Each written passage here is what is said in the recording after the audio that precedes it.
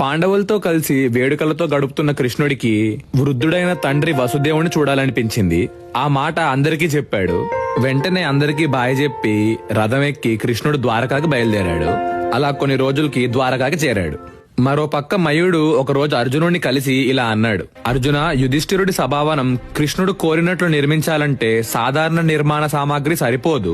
దానికోసం ఈ దేశంలో లభించని కొన్ని ప్రత్యేక వస్తువులు సంపాదించాలి. కైలాస పర్వతానికి ఉత్తరాన మైనకా పర్వతం ఉంది. పూర్వం అక్కడ వృషపర్వుడు అనే రాక్షసరాజు యజ్ఞం చేశాడు. అక్కడే బిందు సరోవరం, దాని సమీపంలో హిరణ్యశృంగం అనే పర్వతం ఉన్నాయి.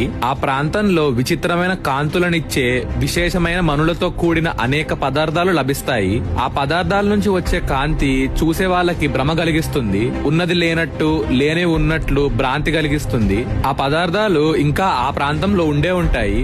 నువ్వు అనుమతిస్తే నేను అక్కడికి వెళ్లి అవి తీసుకొచ్చి యుధిష్ఠిరుడి సభావనం నిర్మించడంలో ఉపయోగిస్తాను. అంతేకాదు, సామాన్యమైన గదలు 1,00,000 పోగేసిన అక్కడున్న గద బరువుతో సరితూగవు. భీమసేనుడు వంటి విశాల బలశాలికి అటువంటి గద ఆయుధంగా ఉండాలి. అక్కడే వరుణదేవుడికి సంబంధించిన దేవదత్తం అనే గొప్ప శంఖం ఉంది. దాని ధ్వని శత్రు భయంకరంగా ఉంటుంది. అవన్నీ ఇప్పటికీ అక్కడే ఉంటే వాటిని తీసుకొస్తాను అని చెప్పి అర్జునుడు అనుమతి తీసుకుని అక్కడికి వెళ్ళాడు. అతడు బింబి సరోవరంకి వెళ్ళాడు. తనకు కావాల్సిన వస్తువులన్నీ సేకరించి తిరిగి వచ్చాడు.